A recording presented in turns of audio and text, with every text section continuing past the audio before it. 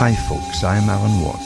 This is Cutting Through the Matrix on the 10th of December 2017.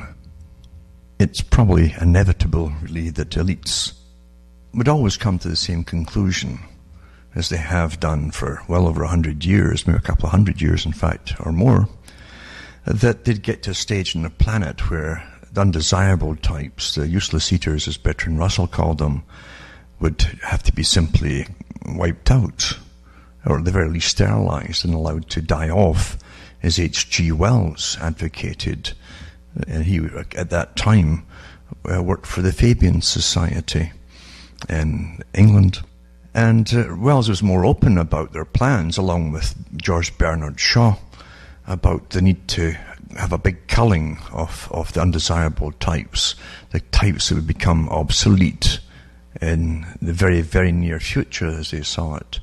Shaw, of course, wrote Man and Superman, and in that he said the same kind of things, that those who couldn't adapt into this new scientific system would be obsolete and should just be wiped out. The eugenicists, remember, had grafted themselves onto Darwin's ideas of evolution and superior types, inferior types, and so on. And they had no problem in deciding, along with Marx's idea too, that you could speed up natural societal evolution by, rather than waiting for things to happen, actually make it happen much faster and order and plan it all. And that's still going on today, of course. Wells himself said that they could, in a modern utopia, he said that we had decided not to just kill them off, we decided to sterilize the unfit and the useless eaters, basically, and let them die off naturally. It was more humane that way. And that's what you'll find comes up in modern talks on the very subject, with the population, or as I like to call it too, the aging population, which what they mean really is the useless eaters, the ones who worked and built up pensions, and now it's time to claim them, and they don't really want to wasting the money they could use for better purposes, giving you that pension and allowing you to live a few years longer. They prefer that you just died off and be gone. They have articles about it, they have meetings about it in big think tanks at the top. The think tanks, remember, all work for the big foundations that really are there on behalf of those who rule the world. And we do have world rulers, there's no doubt about it. They have meetings all the time. And look at when IBM has a meeting, and all the different corporations across the planet that must attend it, they'll be there all right. Or the Davos meeting in Switzerland. Did you elect any of these people? No, of course you don't. Which makes a complete farce of this idea of democracy. Democracy today means what kind of bathroom you're going to go into. That's what democracy's, the joke has come down to. You have chaos, pretty well chaos, presented as news in the newspapers to you as we go into more and more and more planned and promoted, very heavily promoted from the top, because all big change in society, as Plato said, must be authorized from the top. And anything that wasn't planned that way and came from the grassroots could cause unseen circumstantial upheavals, and therefore must be wiped out. So it's only those that are authorized from the top, meaning the planning departments of those who control that particular era or world or whatever. And that's what we're going through today. We're going through chaos as all their plans come to fruition. And you're seeing it too. And they're always giving you dates, again, where the nation state will be finished. They even do that for the Department of Defense, the big think tank there that publish their findings every a few years on the coming city-states that will rule the world when they do away with nations and all that. At the same time I'm saying this too, you have a head guy of the European Union saying on the 100th anniversary of the idea and the setting up of a committee to start working quietly and even against the wishes of nations to create a European, basically a whole nation, a single governmental system, which we have today. But he said they want, again, they call it the United States of Europe, a complete integrated United States of Europe. So nothing is new under the sun. They keep rotating the same thing, pushing the same agendas, and giving you farce, real farce in the meantime. And that's what it is farce. We have a farcical reality system of money, which means nothing.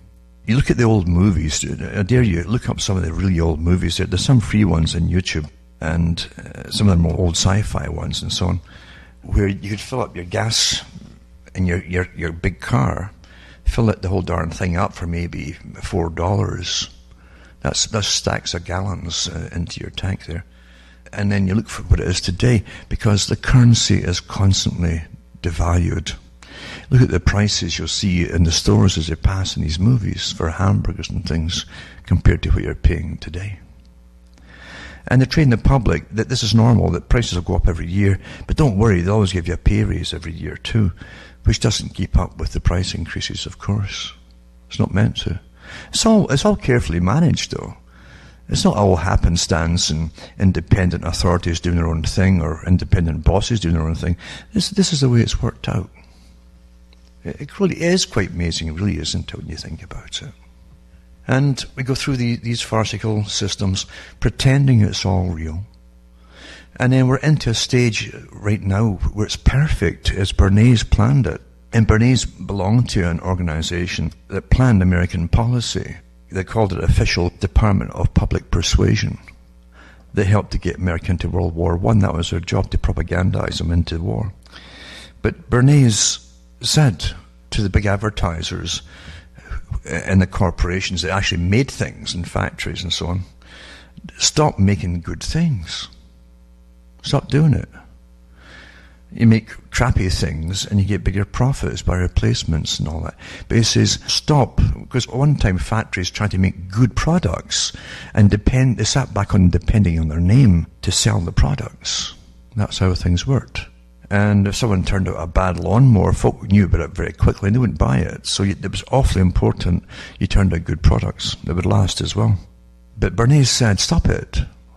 He says, rather than make good products to suit the public, train the public to suit your products. And that's what you have today. It's perfect. It really is perfect. Where in no time at all, quite a few years, maybe 10 years, 15 years at the most, they have literally trained the public that anything over a year old is really old, like antique, and new is good, new is better. But they've also trained them that all the stuff you're buying will break down in no time at all, or fall apart, or crack if it's plastic and all that stuff. And they've trained the public that this is normal. And the public don't even complain about it anymore. They're really, oh well, that's normal, you know. And they throw the stuff out. And now they're paying fees and taxes to throw the things out for disposal. Whereas you wouldn't have that problem if things are made to last. You wouldn't have all this mountains and mountains of plastic garbage and computer casings and printers and all that stuff. But nothing's meant to last. It's all meant to suit the corporations. Why don't the corporations pay all the taxes themselves at their massive profits, since everything's made in China? But as I say, we live in a farcical system. It's meant to suit those at the top, who own it all, who are getting richer by the billions and trillions every year, as opposed to the old millions. It was a big thing to be a millionaire at one time, not now. But you won't get there, don't worry about it. Even the frauds you'll see within governments now are so corrupt. All levels of them are so corrupt. I might touch on that later too. And we accept that as well. We've been trained to accept it. Isn't that amazing? That's quite the feat, isn't it? That somehow it's normal. So Bernays was right, just train the public to accept this and accept that. You can train them to accept anything if you do it properly. You'll find Aldous Huxley in his talks with Wallace warned about this. He says the techniques had already been planned and tested back in the 1930s when he wrote Brave New World. And maybe even before that, in fact, I'm sure. That's why they heavily funded the behaviorists. Heavily funded them. And had them working with governments to introduce policies and alter public opinion. That was a big part of it too. And creating public consent for different things. It's all done scientifically. But the public don't know it. They'll still think they're in charge of their lives. If you give them a choice of A, B, or A, B, and C, They really think they have a choice. They don't realise, no, you don't have choices. They know that everybody's going to pick what B, if it seems to be in their best interest, even though it's a con, they'll all pick the same thing. That makes them think they really do have choices, but they don't have choices. Any more than had choices of amalgamating nations into massive conglomerate monopolies, basically. And any more than they have people in other countries ruling them like they do in Europe. They've got the Commission for the European Union at the top, but the people don't elect them. They're appointed. It's very secretive. But they also have a commission on the bankers. And I read that article maybe a year ago, 2 years ago. Same thing. No one knew at the time. The people didn't know. Most of the things that are really important, you're never told in your entire life. You'll never hear them. And people keep prattling. But they're trained to prattle. They live in a free society, and it's democratic. And as Bertrand Russell said too, they train the public in every country to say the same things. Oh, this is the best country in the world with the best healthcare and the best this and the best that. And the reason they keep saying that is because our government keeps telling them that. It works so easily and so well. So well. It's astonishing, really. Folk don't know that a lot of these so-called third world countries that are classed as third world have some of the more advanced medical care for ordinary people than you have in your own countries, in the first world countries. And the reason you don't know that is because you're not supposed to know that. You're living in the best country. Wherever you happen to be, you're living in the best country with the best medical system in the world. It's all racketeering. That's what it is. Everybody wants to be rich. Awfully, awfully, awfully rich. At your expense, generally. And it doesn't stop. It gets worse and worse as time goes on. Many years ago, again, big think tanks working on this at the end of the 1800s into the 1900s. Of their agenda. They always knew where they wanted to go with the world, how they would use the people under democracy, then train them out of the idea of democracy, where they would just accept they're being governed and ruled, and actually call it governance now, you see. And the big think tanks like CG and Royal Institute of International Affairs, Council on Foreign Relations, they all work on these agendas to train us all constantly across the whole world. And some people will say, well, you know, if it works to an extent, why not? And if people don't disagree about things, why not just go ahead? Well, you could use that argument to do the most horrific things, and some tyrants in the past have done that, naturally. You know, you cannot have a just society if so much of it is kept quiet and hidden, and so many agendas are underway. And you cannot have a just society either, by the way, if you constantly fund various groups, constantly creating new groups, and then classify them under different designations to give them extra funding, and you use them as political battering rams to get some other agendas. So you can't have a democracy like that either. No. Everything is a con in modern society. I've said this many times before. When you look at the studies that are done annually, and sometimes they publish them annually in different countries, to do with mental health or self-worth, feelings of self-worth, or things like that, or partial. There's never full contentment in the average person. It doesn't happen, unless it's maybe in your dreams. I don't know.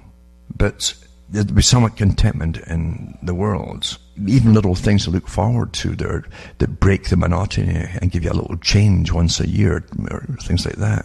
Things to look forward to can help, but in reality, folk are not getting any happier with all the rubbish they're taught to buy and to have. And this constant information system, their cell phones and all that, they keep showing in the studies that it hasn't made them happier. And of course, the reason I'm saying that is because all the ads to sell this stuff is to make you think that whatever your misery is, buy this and you're going to be happy. You have ecstasy if you buy this toothpaste, and so on. The whole thing's a con. The basic needs of people are not supplied by just masses and mountains of the material goods. And unfortunately, in society today, because there's so much social engineering planned at separating the old parts of normalcy, which for hundreds to hundreds, maybe thousands of years, it's been simply young folk got married and have children. And it might not be the reason that they got married in the first place, was to have children. Many of them actually, I'm sure, would simply, as I say, have a little quiet shotgun wedding. It was a normal thing. But they were young, and they would have children, and they'd get on with life, because they're young and healthy and so on. But it wasn't the prime reason, for maybe getting married.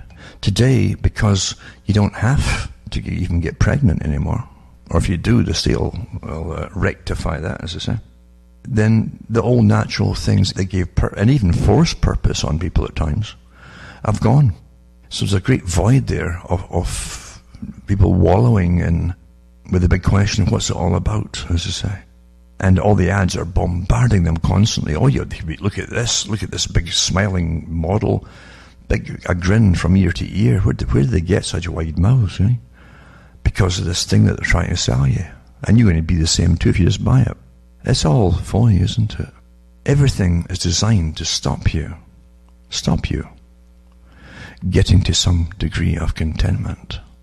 I think too about the internet and all the technologies that are involved in it, and masses of think tanks involved in it in countries and spy agencies and all the rest of it. But you got to understand that, it makes everybody predictable, because they know all about you and what you like and dislike, etc., etc., etc. You're very predictable, and that makes the ones who rule the world feel secure and safe. And you're no problem to their plans, even down the road. It'll never dawn on you to say anything that might cause a little ripple effect somewhere. So we're living in a very contrived, controlled system that's getting worse all the time by its control, that is. And if you look into Brave New World, for instance, it's very much like that, isn't it? Where sex is pushed as promiscuity is pushed as an individual, national or international right. Just masses of promiscuity. But don't bond with anybody. Just don't do that. And not bonding is an unnatural thing in itself. Nature makes the creatures, the mammals, bond, because in a natural society, it would take the mother and the father to make sure the children survive. The state has taken over the roles of the dad once the woman is impregnated, and of course you can even get artificially done now today, but the state will take over and supply the woman with the finances and the accommodation to live and even a career, training for careers, and so they bypassed the father. That was a technique too that was used by the communists. Don't forget the Nazis were also socialists. The communists were socialists, and the Nazis were socialists. The only difference really, supposedly, was that the communists were going to be international socialists, as opposed to the Nazis. They were going to be run by national socialists, even though their goal was still international. Don't get misled by the nonsense that's pushed by them all. Socialism is socialism, which is control and a planned society with a planned economy, right down to planning, like Brave New World, how many different types of alphas and betas and so on they would need for the next few years. If they didn't need you wouldn't get born. And that's where we're really at right now, of course. But now you must always train the public, always train them to give their consent, the manufacturing of consent. Again, back to Bernays and the massive panels ever since that work on this. Behaviorists, neuroscientists, psychologists, getting big fat paychecks for that. And then training the public again through repetition. And also through repetition through fictional things, which is very easy to program people then too. It normalizes things which haven't happened yet until you think, well, what's happened? It's familiar to you. And eventually, when it really happens, you're already prepped for it to accept it. Well, it must be normal if the idea's been around for a while. And that's how you train the people. Interesting enough, too, H.G. Wells, being the eugenicist, he said, what do you do? We get all these people and we feed them well, and you give them some kind of charity for the poor. He was meaning the unfit, by the way. And then they'll have offspring, and then you got more to feed. And if you didn't function for this socialist managed system that he was talking about bringing into being, if you wouldn't function for it, then you were a problem and should be eliminated. That's still getting pushed today, of course. More so than you might think. The problem that Wells had, and they all had back then, they were acutely aware of it, was that back then you still had an old culture that, had been wrecked by World War I, which helped destroy a lot of religious attendance in churches, but didn't wipe out completely the Christian ideals, where you had to love your neighbor to an extent or whatever, have compassion to each other, all that kind of thing. And it felt that say, euthanasia was abhorrent, because they knew where it would end up going, which of course is the intention of the eugenicists, bring it in. The Germans did it. The Germans did it because they copied the stuff that the British and the Americans had done in the eugenic societies and promoted for years and years and years. You won't know it yet, but you're going to find out a lot of them were put out of the way for racial hygiene purposes or just cost efficiency a long time ago. And it's still going on today. They admit too in the Darwin Society, the Eugenic Society, Darwin Society, that still exists today, changed its name. They had bad publicity because of the Germans actually putting these policies into being. And it kind of set them back for a while, but they've never given up the ideal that they have of the managed society and doing away with the useless eater types and the unfit and the mentally deranged and whatever, or congenital problems at birth. Never stopped.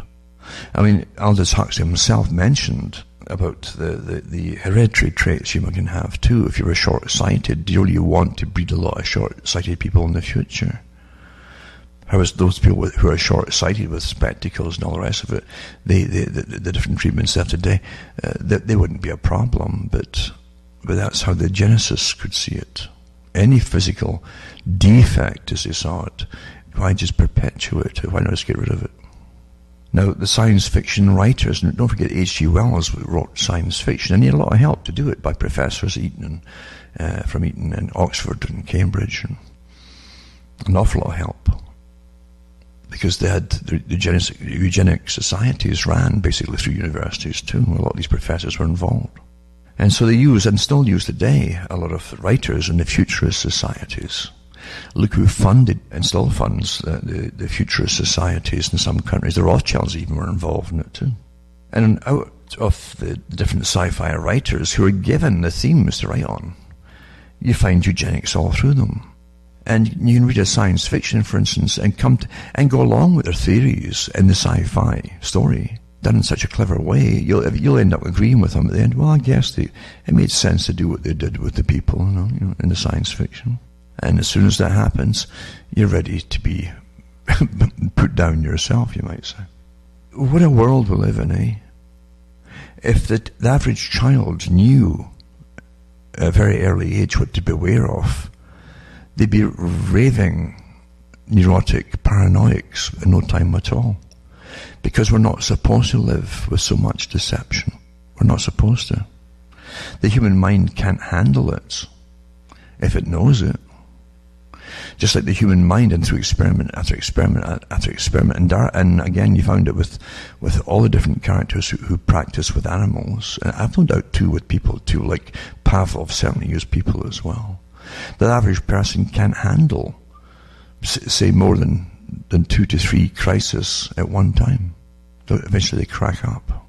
We're always being experimented upon, and most folk are never aware that it's actually deliberate experimentation.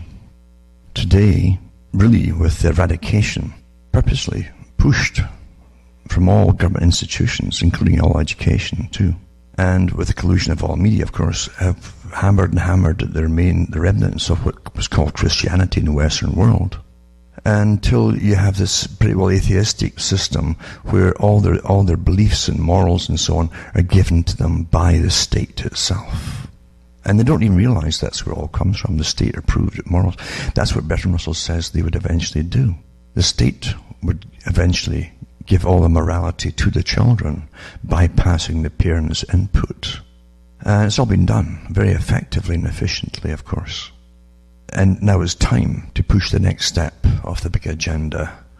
And that's how very carefully it was all planned a long time ago.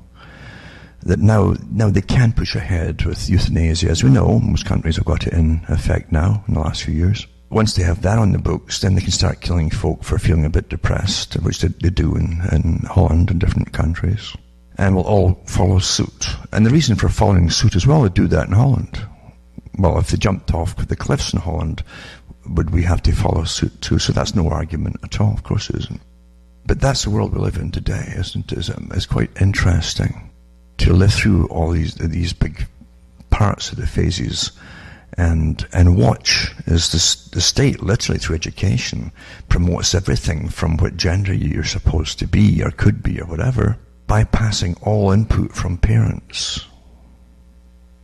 It's like Hillary Clinton, it takes a village to raise a child, and then other people in the US government come out blatantly and said that it's too important to be left to parents, this idea of giving education and the new moralities to the children. So the state has to have the right to do that.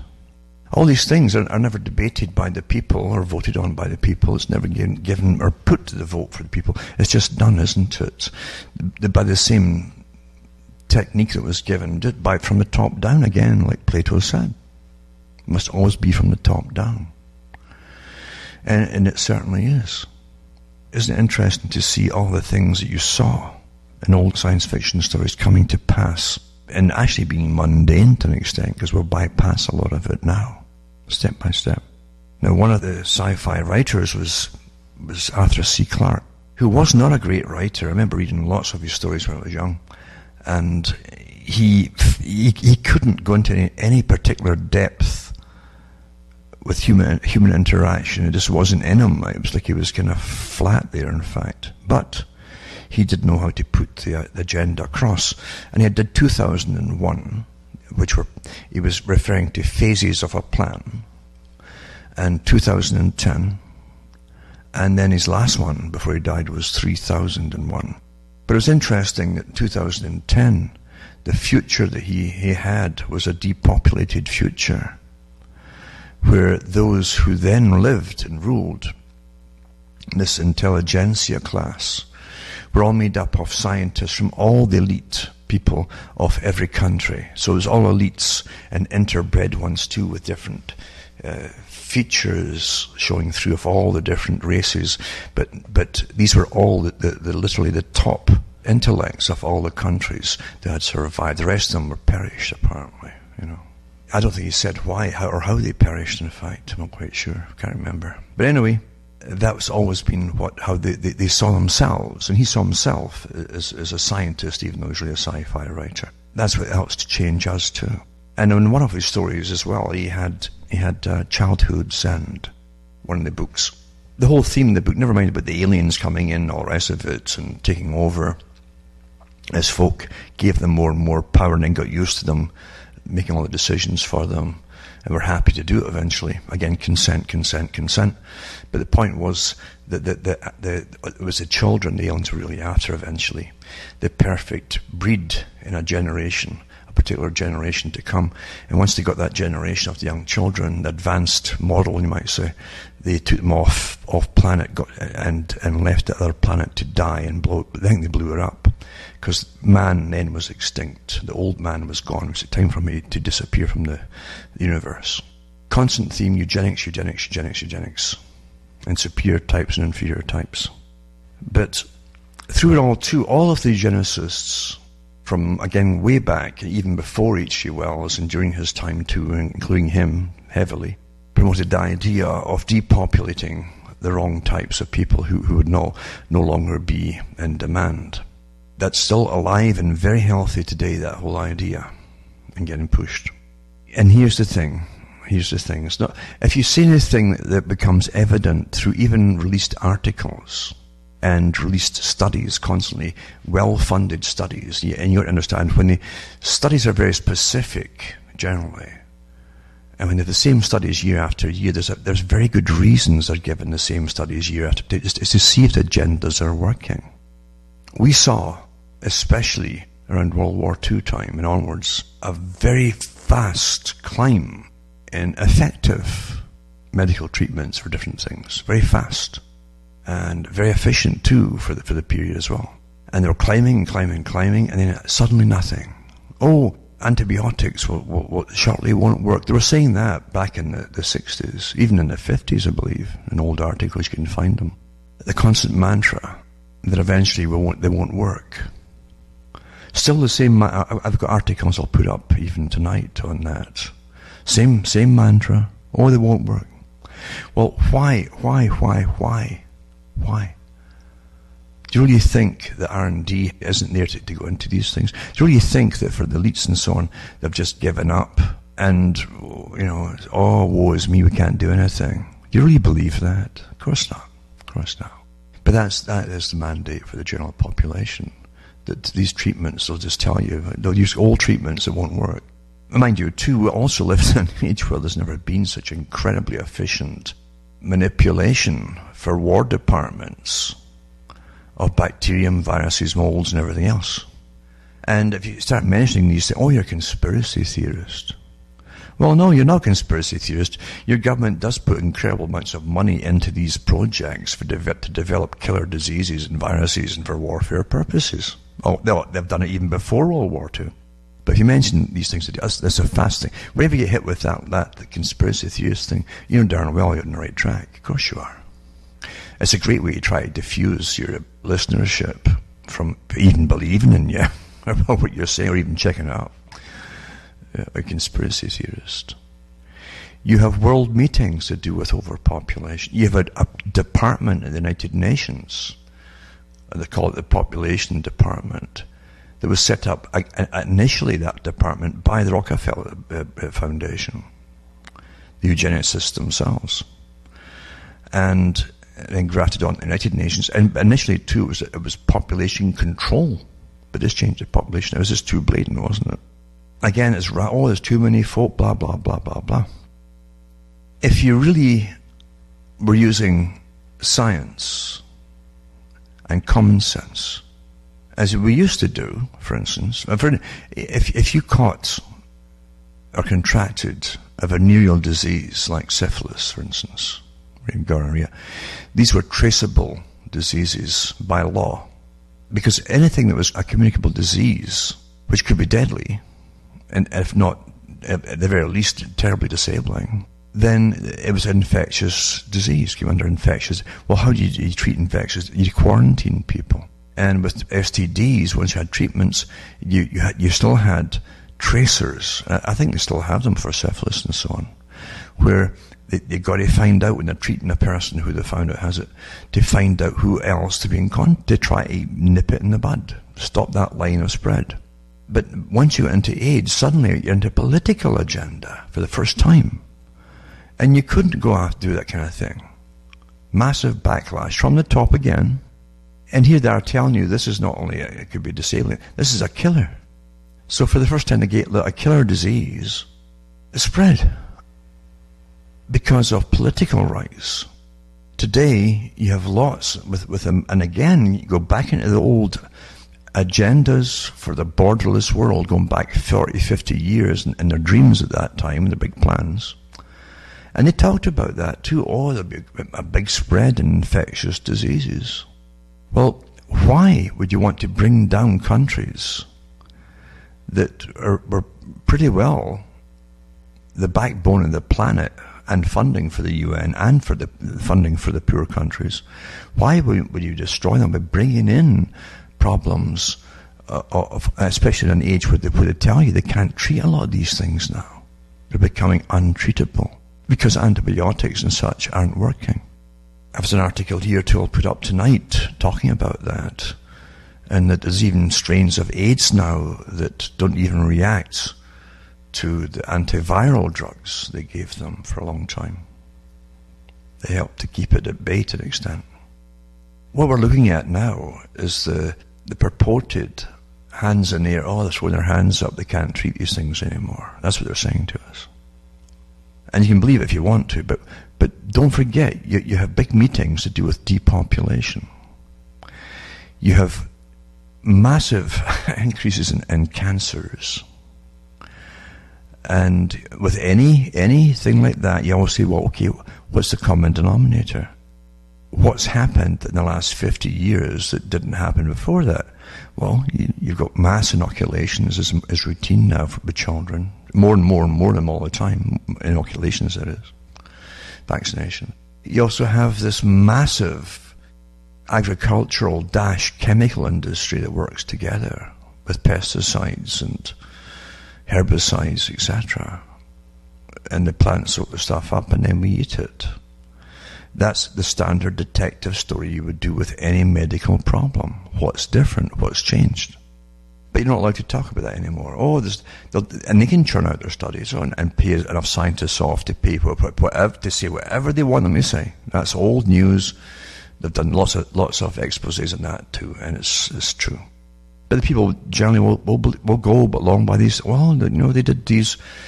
When the British Lancet had articles about the cancers and that related to pesticides and herbicides and the modified food and all that, then give them a few years later, and the big boys retaliate by paying their own scientists to say, our study shows there's nothing wrong with that. You can eat as much of these pesticides and herbicides as you want, and it won't do you any harm at all. Literally, that's what they tell you. But the fact that anybody with common sense will say, well, if it causes, and they don't dismiss the fact that it causes all the cancers in the animals that they test on. Therefore, it's a good bet that it's the same with us. And if it's allowed to go on, which it is obviously, then you're looking at a form of quiet takedown of the population. The folk who can't afford the organically grown, non-GMO stuff. Never mind, they can't get access to the domed and underground facilities that very important folk get special drawing rights from. I did the stories on that years ago, starting in Japan, Germany, and then we found out, they've got them in Britain and other countries too, for the elite and the VIPs and that. These domes have workers coming and going, dressed in sterile suits and masks. No insects get in. No foreign bugs get in. And everything's filtered inside. And that the water doesn't come from the sky. It goes through incredible filter systems and deep wells into where it's grown. That way it isn't contamination from the air through all the geoengineering spray and chem spraying and so on that's going on. But you can't get drawing rights from there.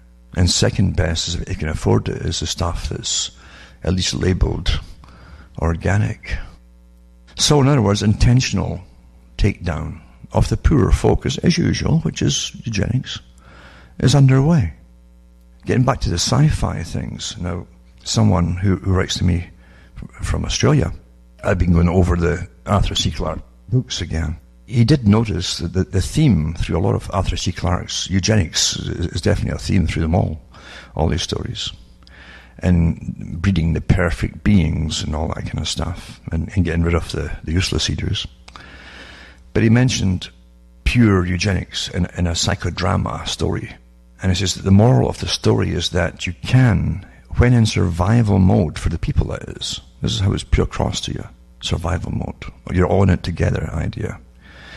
The moral of the story is that you can, when in survival mode, bring in suicide, so long as there is the complete knowledge and consent, again that's back to Bernays, consent of all parties, I mean the government, concerned under the lawful authorization of the universal state. And that's what we're going into, the universal state, make it mandatory across the planet.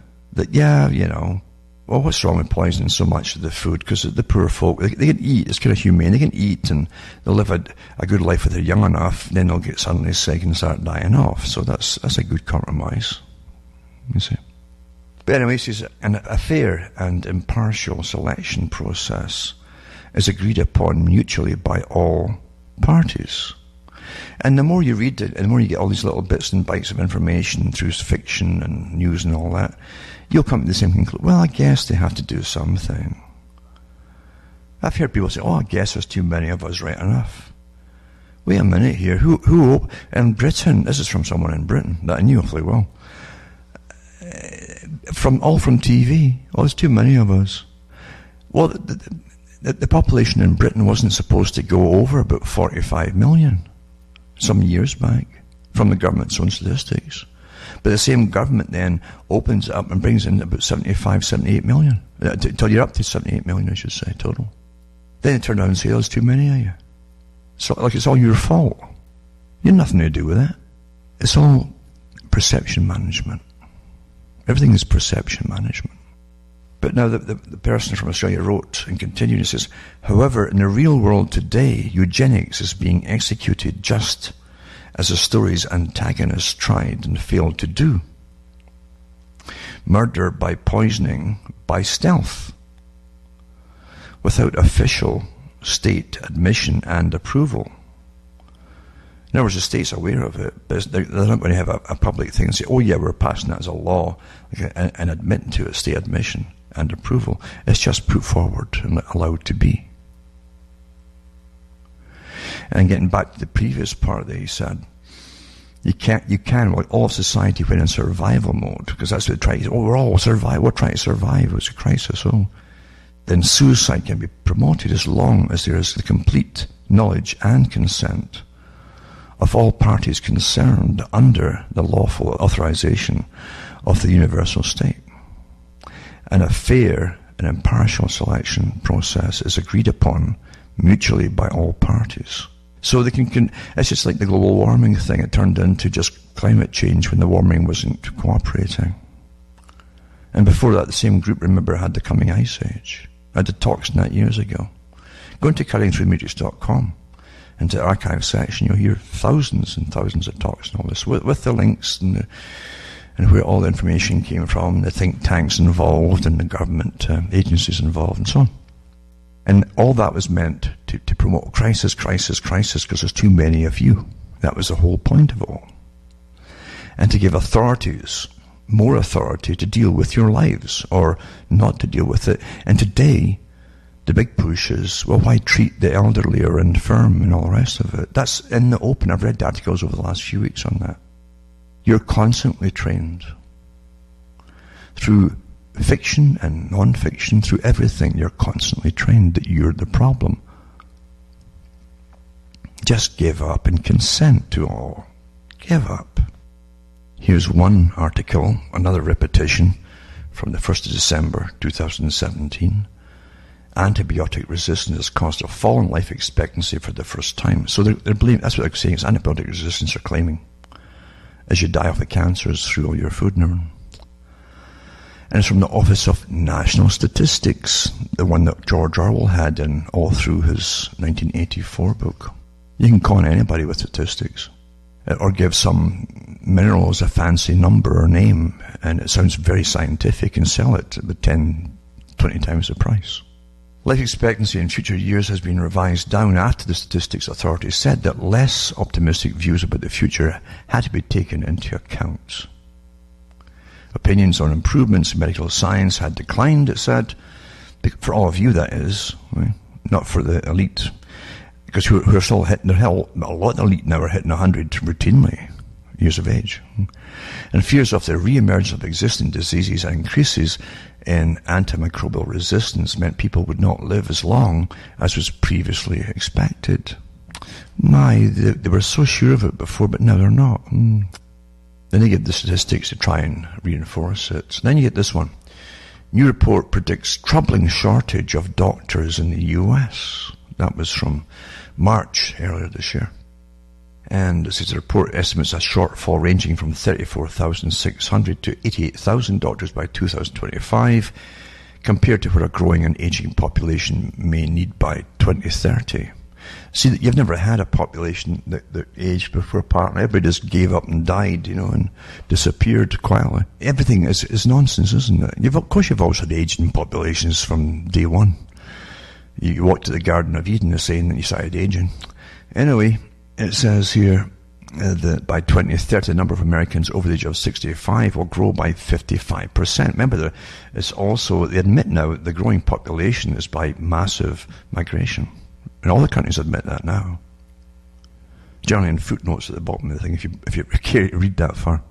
It's very troubling, says people age, they typically need more healthcare services. And the population continues to grow in age, you must begin to train more doctors, blah, blah. So the survey was conducted for the AAMC by the IHS Markit Global Information Company, and so on and so on. Then you get this one, and I'll put this one up from Markit itself, IHS Markit. And the complexities of physician supply and demand 2017, update projections from 2015 to 2030. And it gives you who it was prepared on behalf of for the medical colleges and so on with this gloomy prediction. And then you get the CREST blog, Potomac Institute for Policy Studies Center for Revolutionary Scientific Thought. And it's interesting here, the future of artificial intelligence in healthcare. This is from 2016. No doctors required. When I said 2016, did you suddenly think it was old news? Even though you never heard of it before? So you're trained that way. It's amazing how it always works, eh? But don't think it's because it was done a year ago that it's any less relevant than it is now, or important. Robotics and artificial intelligence are changing the field of healthcare. Doctors are seemingly open to the change as long as there is still a place for them in the system. But is this a reality? Will we need doctors in the future? In the short term, yes. In the long term, not likely. And they go through the recent studies and so on by research firms Frost and Sullivan. And they're going about the diagnosis often getting made now by computers and artificial intelligence and so on. And what are the futures of doctors? Now, I've read think tanks before who go into this years, many 20, 30, 40, 50 years ago. They'll always have the best of the best, not just the average doctor, but really good, top-of-the-notch specialists at the very top to deal with the very wealthy, special, elite people, the VIP types that manage to run and own the system. Of course they will. But for the rest of the people, it'll be like THX 1130, I think they called it, the movie, where even you'll even have robotic images on your screen of confession for you to. It's all be done by computers, everything. And this one is quite interesting. I'll put all these links up. Remember too, I never read anything unless I put up the links and for the articles for you to. And you should collect these things. It's interesting for the future. Things disappear all the time too. Down the memory hole. That's the beauty of the internet. Here's one here. The CVS Health's $69 billion deal to acquire Aetna would create a new form of integrated care. And that's from December. It's from this month. And announced their acquisition plan after months of speculation. So now you're getting insurance companies in the States and elsewhere going into the whole business of owning the hospitals as well as the pharmaceutical industry. It's all one big system now, because you are the business. Everything that happens in the world is for the people. The people are the business. And you train them, and and sure, you can breed them up too, then you can really profit from them too. And you can even profit from bringing their populations down as well, because you own the chemical industries. Another one too is artificial intelligence controlled brain implants for mood disorders tested in people. That was from last month there. Again, I said last month, did that immediately make you think, oh, that's old stuff, even though you haven't read it before? How you're trained by your masters. And this one too is neuroscience called tuning the brain. Deep brain stimulation shown by promise in treating conditions such as Parkinson's disease and so on. But of course, this is really going into altering how your brain works as well in other areas. Interesting, eh? And then meet the Elon Musk of assisted suicide, whose machine lets you kill yourself anywhere. Another great benefactor of society and mankind. You don't vote them in, they just appear to appear and have all the backing of governments and agencies and academia. Isn't that amazing? Like Dr. Death, a Kevorkian. But now they're good guys now, you see. Give them enough time and you can convince the public of anything with the right techniques being used. So Dr. Philip Nietzsche, not Nietzsche, but Nietzsche with a K, considers himself the Elon Musk of assisted suicide, so that's his own opinion for himself, and his latest death machine, the Sarko, is his Tesla. It's quite neat, eh? That very upbeat type article, this is. Newsweek spoke with a 70-year-old doctor immediately after the state of Victoria in Australia, his home country, voted this week to legalise euthanasia. Many are billing this as the first law of this nature down under, though Nietzsche performed his first assisted death in 1996 during a brief period of legality in the country's Northern Territory. as a young medical school graduate, he found himself drawn to the world of euthanasia and the work of Dr. Jack Kevorkian, the most famous euthanasia proponent in the US. Inspired by Kevorkian's death machine, Nitsky set out to create an updated version that he called the Deliverance. It's like something you get in some horror movie with the Zodiac killer or something, eh? But just give it a good spin, and the good guys, you see. Quite easy. Eh? Machine was rudimentary, comprising only a laptop hooked to an IV system, but it worked. A computer program would confirm the patient's intent to die and then trigger a lethal injection of barbiturates. It successfully ended 4 lives before Australia repealed the bill that legalised the euthanasia in 1997. So he was allowed to use that to test it. But ending legal euthanasia didn't stop people from coming to me, he says, saying they wanted to die. I spent the last 20 years fighting for the legislation that just passed, and he's aided hundreds of what he calls rational suicides. He's getting wealthy from it too, naturally. He founded X International non-profit. I love that. Non-profit organizations, you can pay yourself and authorize a pay of anything that you decide. There's no limit, including charities. The advocates for the legalization of euthanasia. In 2006, he published a peaceful pill handbook that instructs the most painless and efficient ways to commit suicide. This is an ad for it too. They're advertising this guy, aren't they? And now he's got a machine now. It's even got some sci-fi looking thing with a new way to kill yourself. And even has a repurposed compartment in it that doubles as a casket. It contains canisters of liquid nitrogen and removable capsule compartment. And it can be open source and could theoretically be 3D printed anywhere in the world. It's the Model S of death machines and so on. And in a society where you have no real life morals anymore, because anything goes and life is cheap, as you've been taught over and over, life is now cheap. And a good percentage of your population that should be born are actually terminated in pregnancy, a massive population of that. Just that's it. Then don't expect any moral outrage over it, because we're losing any moral outrage, even to our detriment, because we're talking about our own survival here. And the more power you give to others to decide how we're going to exit this place, or even if we should exit, the more dangerous it becomes. But they train again, manufacturing of consent. So well done, it'll become your opinion, and you'll fight to have that opinion, even though if you were on trial to find out how you came to the opinion, you couldn't actually come to it.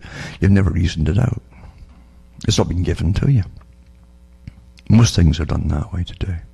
I'll also put up an article there's quite a few articles out there actually, on investment in US farmland on the rise. China's investing heavily because they've got such a massive population to feed. But remember, intensive farming ruins the soil. Britain found that out because they had to do all that in World War II, and it's hardly even recovered from it since.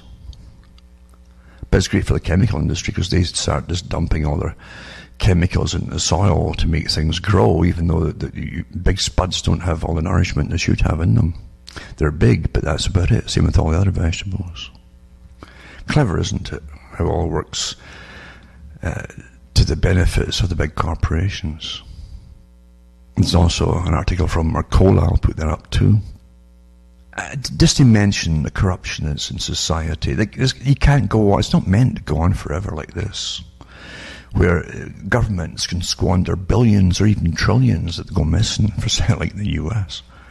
And they just laugh at inquiries. It's like a routine love-in and joke festival time for the characters involved. That's what things have come down to. But here's one here. It's quite amazing. In Scotland, everything now is all fair. We're all fair now, And I've noticed in Europe, it's mainly women now. It's going to be the heads of countries. And top jobs and like this one here in the police department and all that. And you used to hope that, well, maybe you would get less corruption or something. I don't know why, but that was always the hope. And as we're getting let down like crazy. Never mind Theresa May in Britain, with their British exit plan. It's going to bankrupt them over and over to pay this ransom, basically, to get out of this con game. And she agreed to that pretty well, but she shouldn't have. Not that kind of, blackmail. And here you have Police Scotland, senior cop. She was given £67,000 of taxpayers' cash so she could move her house. Huh? Deputy Chief Constable Rose Fitzpatrick was handed the public money to move house and also had a £50,000 as well. Tax bill paid for her by the taxpayer. The countries can't go on with this corruption. This is corruption, folks. This is what this is. That's what that is, right there. And you read these flimsy, flaccid arguments they put forth. Well, there's no argument to defend this stuff. But anyway, her salary per year is £175,000. Huh. And then she was given to move £67,000 of taxpayers' money to move. Then she had her tax bill paid for by the taxpayer, £53,000 for there. This is beyond royalty here. Huh? It's disgusting. There's folks scraping for a living here. And I'll put a couple of these articles up from different papers on the same thing. And then the woman who's in charge for Scotland, Nicola Sturgeon, published the paper on taxation, the new taxes are putting in. And folk are warning her against putting it out here and pushing for this. She's unveiled plans. She won't complain about the cops getting this kind of money, but unveiled plans for those earning as little as £24,000. Right? Compare that to this woman with her 100,000, what it was, per annum, 160,000 per annum. So those who are going to earn £24,000 to pay more income tax, that's what they're going to start to tax them even more, to pay for all this con game and corruption that's going on. And that's the problems now in this thoroughly materialistic society where everyone wants to become the multi, I think it's beyond even billionaires now they want to be. From the taxpayers. There's folk going to die, right, as we're speaking, with a cold in Britain because they can't afford the fuel. But that's okay. But this kind of thing can get put in your face, this woman. And this woman too, in the police. She moved, I think, the previous year. Got not much, I do this 2014 to 15. It says she was given £18,000 then to relocate. Then another £49,000 for a similar move in 2016-17. This is a going concern. This corruption, isn't it? Huh? But it won't go on forever. Because the countries are service economies and they're plummeting downwards, as we know. Anyway, I hope you are out there surviving this awful weather that we've got. I hope folk are surviving it because it's disgusting. It's cold, and everything goes up in price. Your fuel of all kinds. And some places are even putting in carbon taxes just to heat yourself. And you'll get squeezed into the grave because that's where it's supposed to go. Eugenics. And who goes into it first? Well, the target group. From myself, Alan Watchman here at Canada, it's good night. May your God or your gods go with you.